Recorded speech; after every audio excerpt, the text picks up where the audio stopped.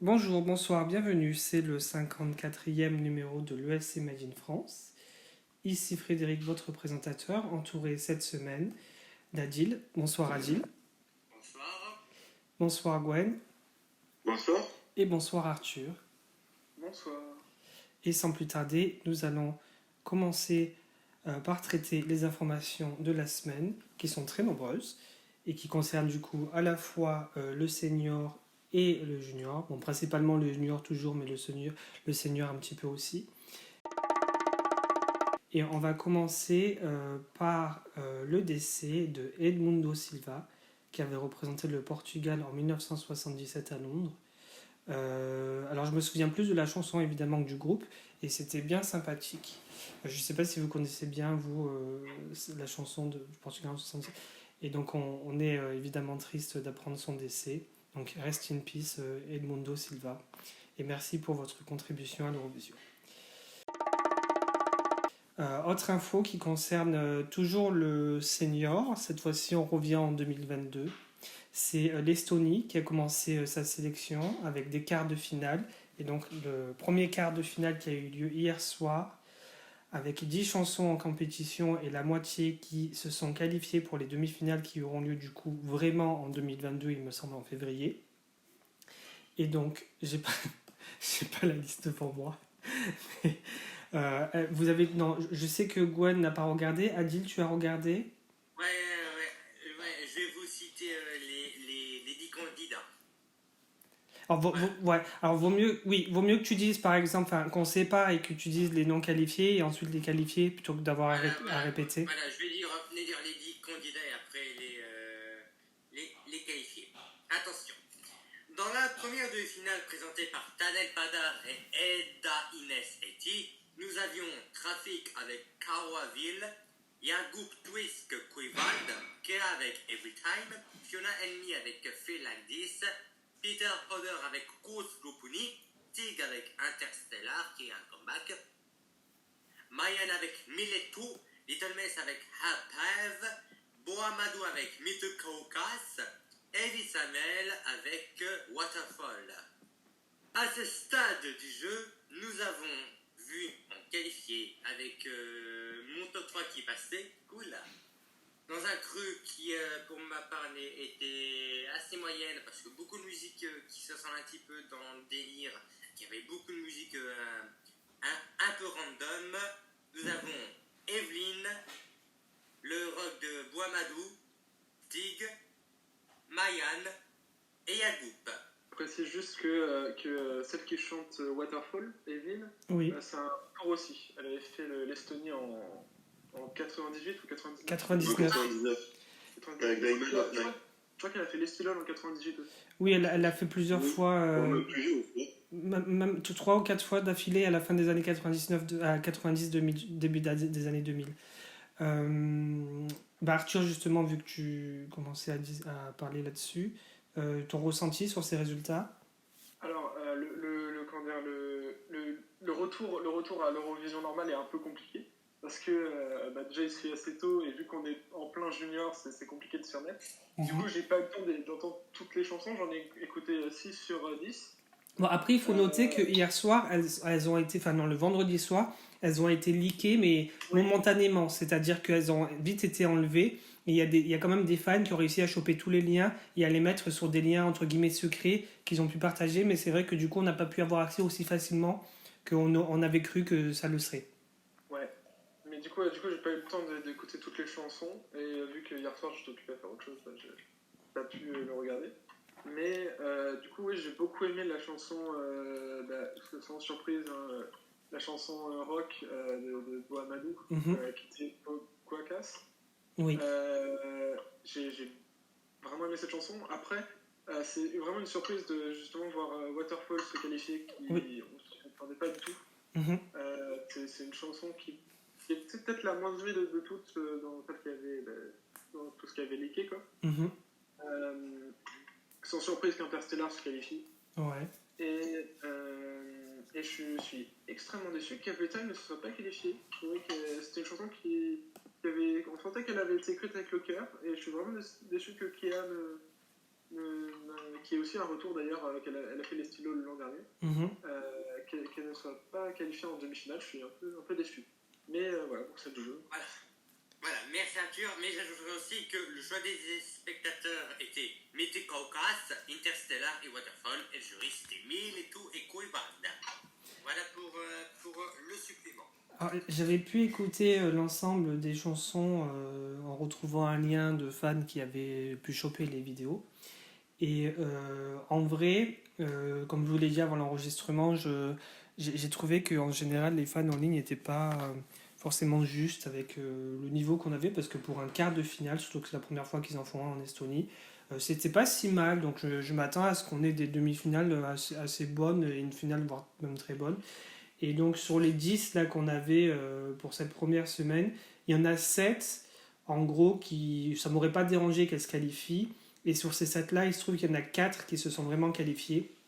C'est juste, du coup, comme tu disais, Arthur, Evelyne Samuel. Alors, autant je suis voilà, extrêmement fan de ce qu'elle a fait, pas seulement de la chanson qu'elle avait à l'Eurovision en 99, mais les autres qu'elle avait dans la compétition estonienne quand elle y participé plusieurs années de suite à ce moment-là. Autant là, on a l'impression qu'elle est restée coincée dans les années 90 et ça passe mal avec moi qu'elle se soit qualifiée en fait.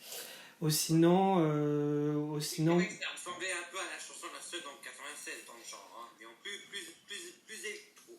Je suis particulièrement pas triste, mais oui, un peu dégoûté que Peter Poder ne soit pas qualifié parce que c'était mon préféré des 10 là, pour cette première semaine. Sinon, les autres, voilà, ça va. C'est assez bien. Dernier mot, peut-être sur Stig, qui me déçoit pas mal aussi parce que je pensais qu'il était. Je le percevais comme un profil qui était au-delà de participer à Estilol avec une chanson qui clairement serait un truc basique du Mélodie Festivalen, et d'autant plus que c'est lui qui la chante quoi. C'est ça qui me déçoit avec Stig cette année, mais bon. Ah mais t'avais Victor Kron qui est un peu derrière tout ça. Vu le profil et la chanson, évidemment que ça c'est même pas, enfin il peut sauter directement en finale quoi, parce qu'on sait tous que là il traverse entre guillemets les étapes, mais sans effort quoi. Voilà donc ce qu'on pouvait dire pour la premier quart de finale estonien. Rendez-vous la semaine prochaine pour la suite. Et on passe maintenant aux informations principalement concernant le junior, et notamment du coup la fameuse annonce des présentateurs qui a été faite cette semaine. Et donc ce seront Olivier Mine, Carla et Elodie Gossuin qui présenteront le Junior 2021 à Paris dans un mois. Et avec Stéphane Bern et Laurence Boccolini aux commentaires, comme d'habitude. On a aussi une précision que ce sera du coup Valentina qui donnera les résultats de la France. Donc au moment de l'annonce des résultats. Angelina. Angelina, pardon. Et oui, elle fait l'entracte, c'est ça, je sais plus. Je mélange les pinceaux entre Valentina et Angelina. Donc, suis les news, Fred, suis les news. Mais non, mais c'est pas marqué, tu l'as pas marqué. Ah, alors oui, Valentina en intervalle, d'accord. Et donc c'est Angelina. Mais c'est comme Adil, Arthur et Alex, c'est des noms qui sont très similaires, donc du coup on se mélange facilement les pinceaux. Allez, voilà, vu que je suis en train de m'enfoncer, Adil, prends la parole et dis-nous ce que t'en penses. C'est un excellent choix. Olivier, parce que j'aime beaucoup ses commentaires d'après ce que j'ai vu. Carla, parce que c'est celui qui avait la musique qui a le plus buzzé, mais qui n'avait pas gagné. Et Elodie Gossuin, parce que on connaît les You et que l'anglais, c'est pas trop son fort. Hein. Bonafé, Rabel et l'Ange réunis. Bon, après, j'ai pas regardé encore la finale, mais je vais un peu jeter un coup d'œil. Mais bon, pour l'instant, ça paraît très prometteur sur le papier. Arthur. Je suis très content de ces présentateurs parce qu'ils sont plus ou moins liés à l'Eurovision. Oui. Et j'avais peur qu'on ait quand même le duo Boccolini et Stéphane Bern à la présentation. Ouais. Mais non, voilà. Gwen. Personnellement, enfin, je vais y arriver, 1, 2, 3. Personnellement, côté, on va dire, masculin, j'aurais préféré que ça soit Cyril Ferraud. Oui. Mais après, avec le recul, je me dis qu'Olivier Mine n'est pas un mauvais choix de la part de France Télévisions, vu qu'il s'agit d'un présentateur de France 2, même vu qu'il fait partie des meubles depuis une vingtaine, voire une trentaine d'années, c'est pas non plus un mauvais choix de leur part. Oui. J'ai L'Eurovision... peut-être été plus surpris par Élodie Gossuin. Oui. Parce que Élodie Gossuin était partie de France Télévisions, et puis je me suis dit, bon, peut-être qu'ils vont pas la choisir à elle, vu qu'elle fait pas partie de la chaîne. Je me suis dit, bon, ils vont peut-être prendre quelqu'un de la chaîne directement.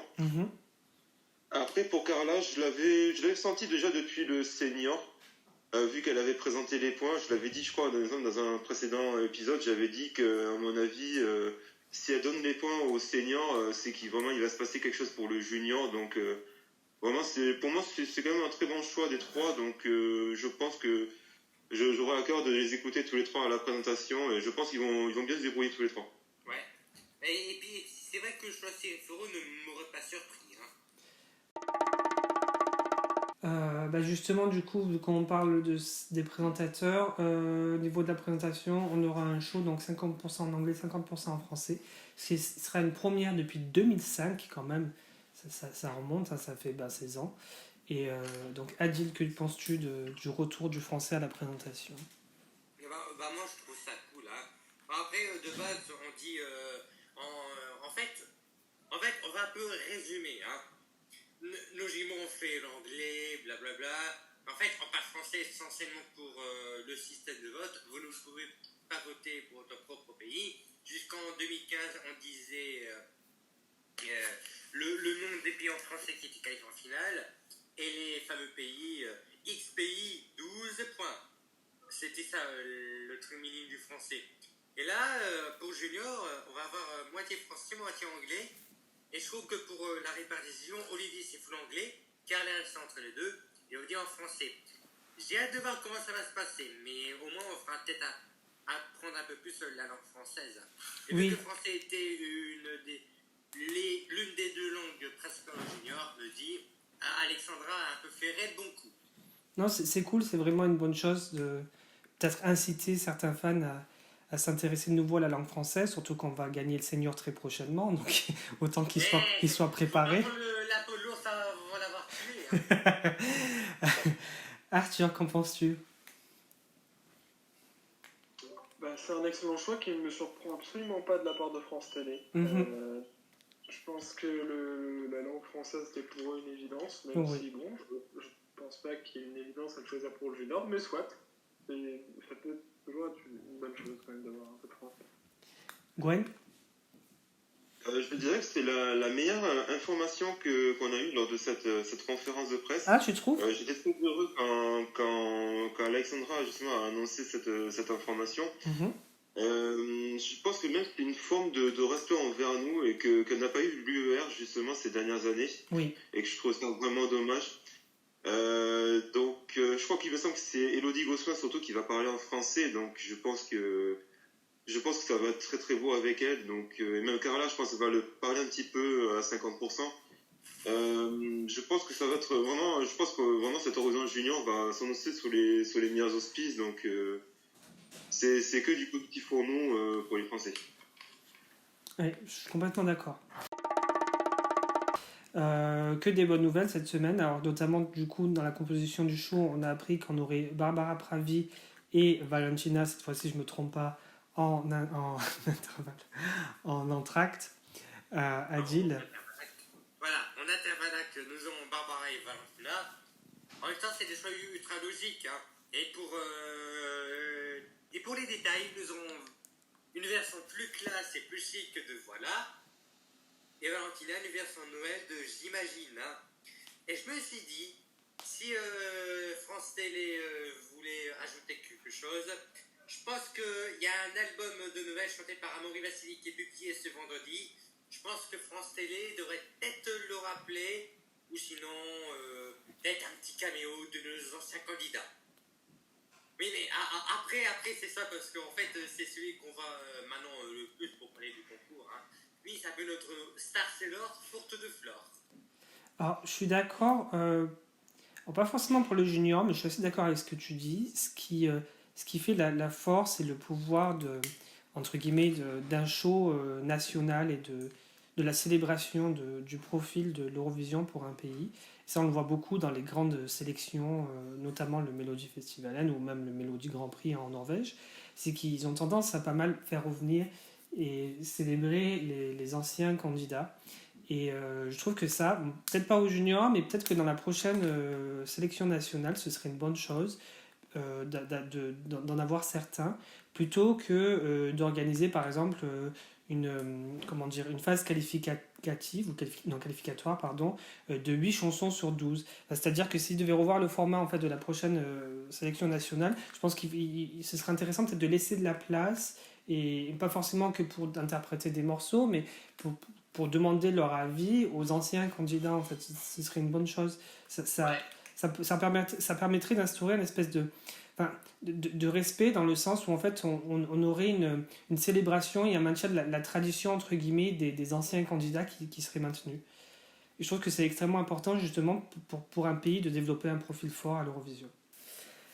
Donc prochain sujet, qui est toujours une bonne nouvelle concernant du coup le programme du junior, c'est qu'on n'aura pas de live on tape cette année, ça a été confirmé. On n'a pas parlé pour les intervalles actes, ni moi ni Arthur. Ah pardon, excuse-moi, à chaque fois j'en oublie, c'est pas possible. Et il y a aussi, alors j'ai juste un truc, c'est faudra parler, comment dire, je pourrais prendre la parole pour Alexandre. À quoi? Pour le... Non, il a laissé un texte, Alexandre, oui, effectivement. Alors, il aura des live on tape. D'accord. Donc, pour les live on tape, ok. Donc, où j'en étais? Donc, oui, vous n'avez pas parlé pour les live... Non, pour le... Ok, donc vas-y, Gwen. Je vais y aller. Je ne suis pas étonné de ce choix-là de la part d'Alexandra. C'est même très logique, je dirais, vu que Valentina a gagné l'Eurovision Junior l'année dernière et Barbara a réalisé le meilleur classement français depuis une trentaine d'années. Pour l'instant, c'est sûr. Bon, on espère d'ici quelques années que quelqu'un fera mieux. En 2022, direct. Je ne suis pas étonné. Et même, c'est une forme de respect envers elle. Donc, je pense que ça va le faire avec la chanson commune, justement. Je pense que ça va être un très bel impact qu'on va avoir pour cette Eurovision Junior. Ok, on va passer à l'autre bonne nouvelle. Du coup, c'est la confirmation qu'on n'aurait pas de live on tape pour cette année. On passe d'un show quasiment complètement live on tape, parce que toutes les prestations étaient plus ou moins live on tape, à un show où il n'y en aura plus du tout. Donc c'est un méga pas, en fait, un saut de géant. Et donc, Adil, que penses-tu de cette bonne nouvelle? Moi, je dirais pas trop que c'est une bonne nouvelle, je dirais c'est un peu dommage. Bon, après... Pourquoi ce serait dommage? On va dire, en vrai, c'est vrai que ça fait un petit peu le cœur du programme.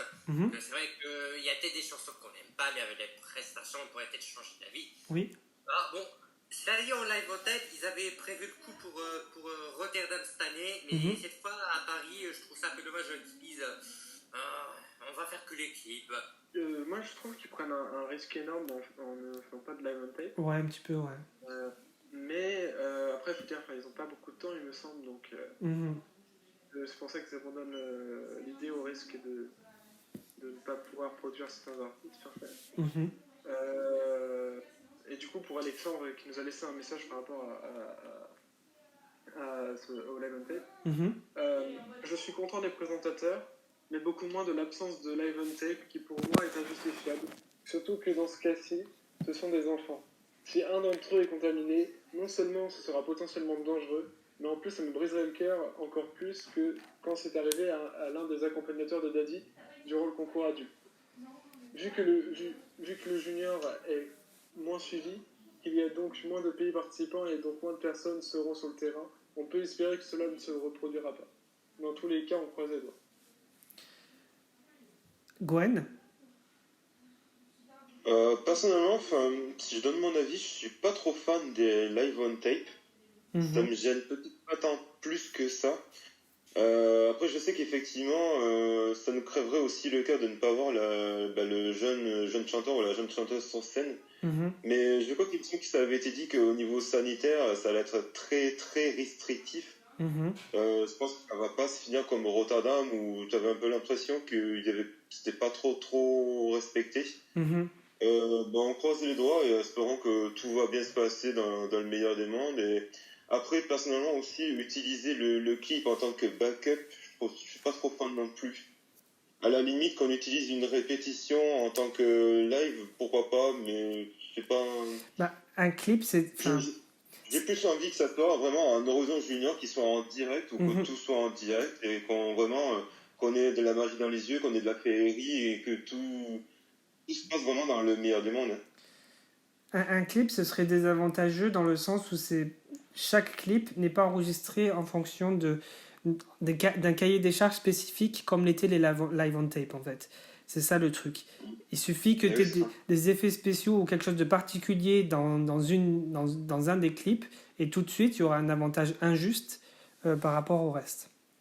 Et ce serait d'autant plus injuste par rapport au fameux cahier des charges qu'ils avaient imposé à tout le monde l'année dernière.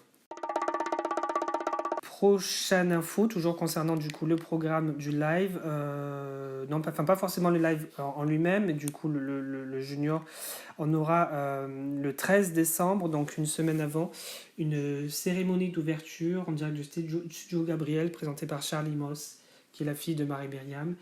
Je n'ai pas très bien compris, alors toi qui as suivi à Donf la conférence de presse Gwen, peut-être tu pourras nous dire, est-ce que ce sera diffusé du coup sur France 2, sur France Télévisions à un moment, peut-être en ligne peut-être tu peux apporter des informations, des précisions.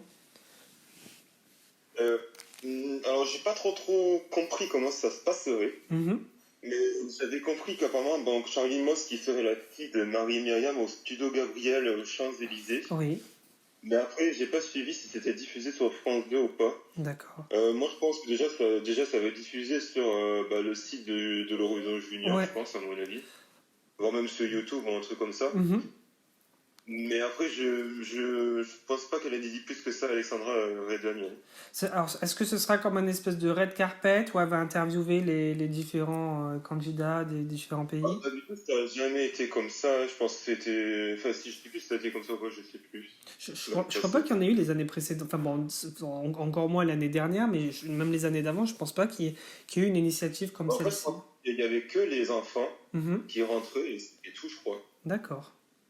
Ok, bah, peut-être qu'on aura un petit peu plus de précision sur cet événement-là qui devrait précéder du coup le concours et qui devrait avoir lieu le 13 décembre.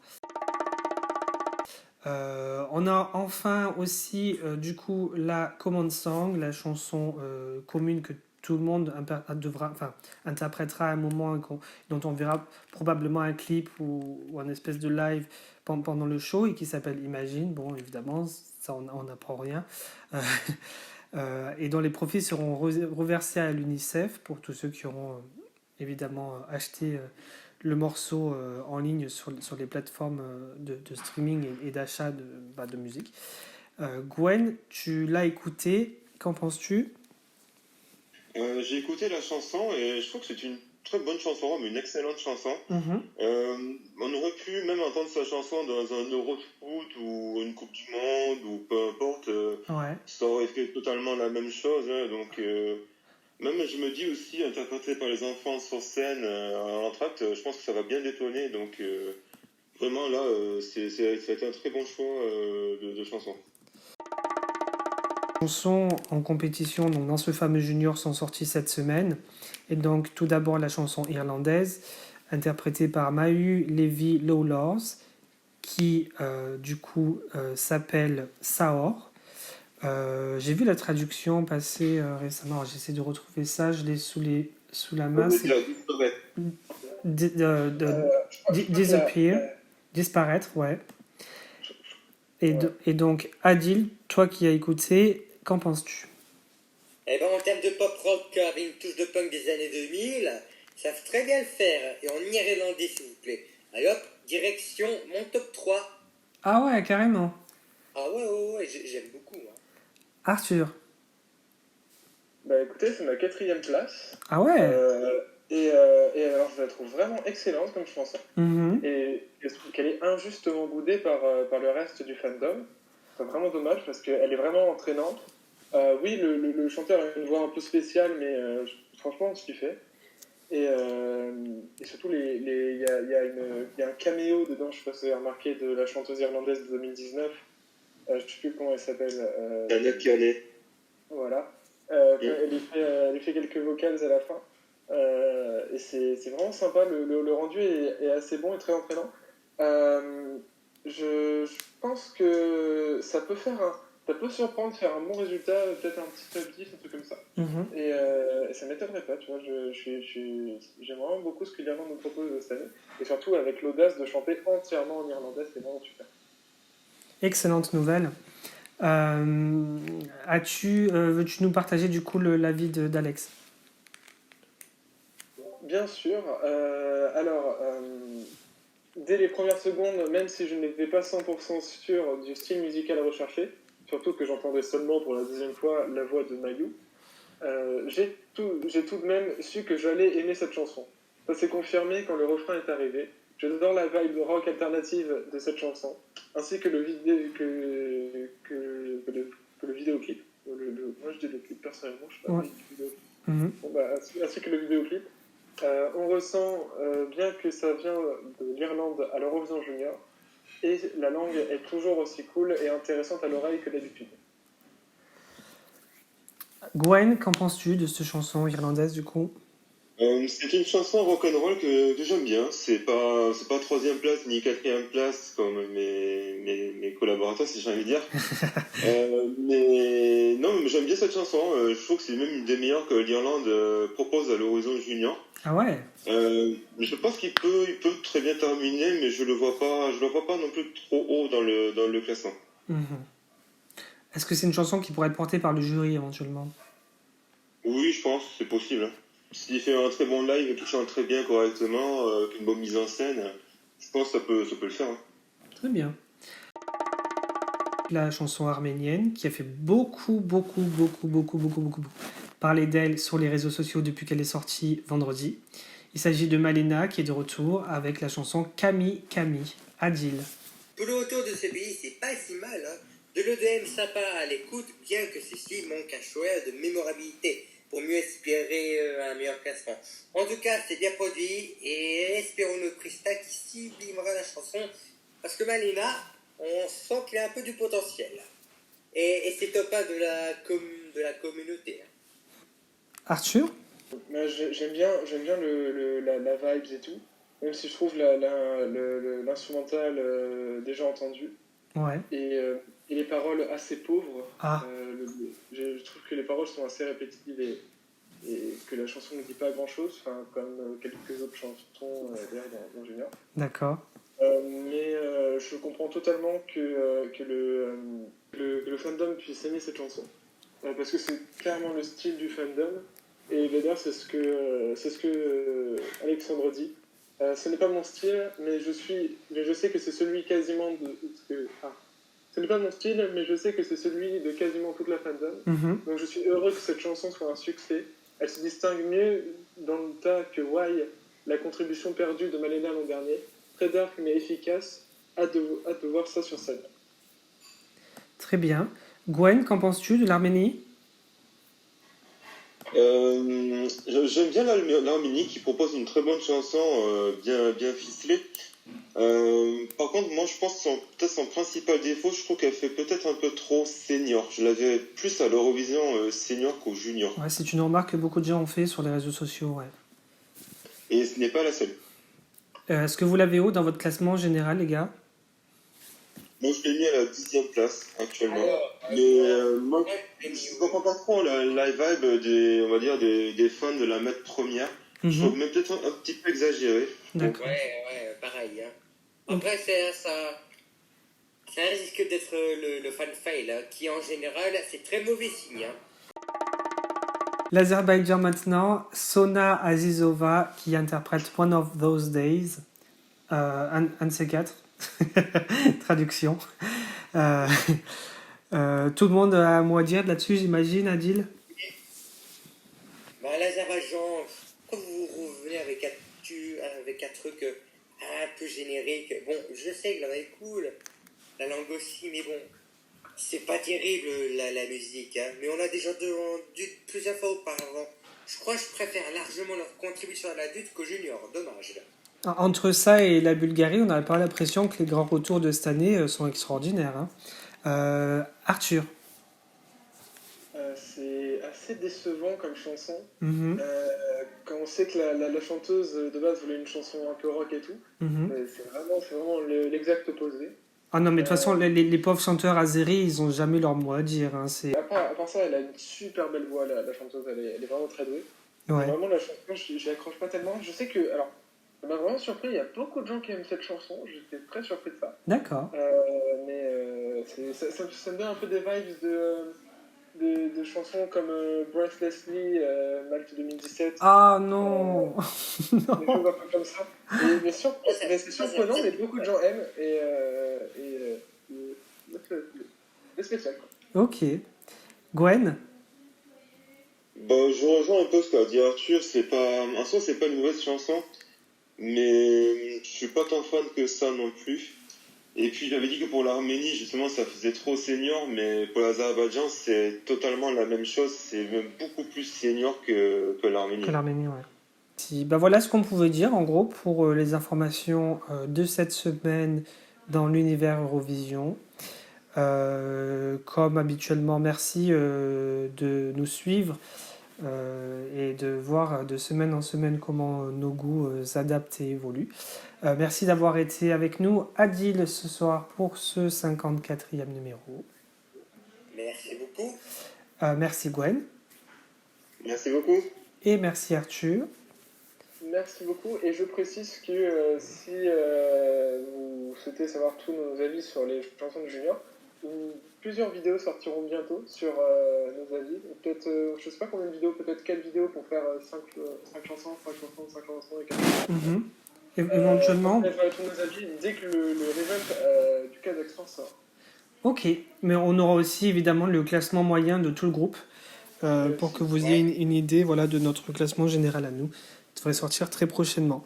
N'oubliez pas évidemment de liker et de vous abonner pour toute notification concernant les prochains numéros. Et donc on se retrouve très vite pour un nouveau numéro de l'ASC Made in France. Bye bye. Allez, à ciao, bonsoir. Bye bye.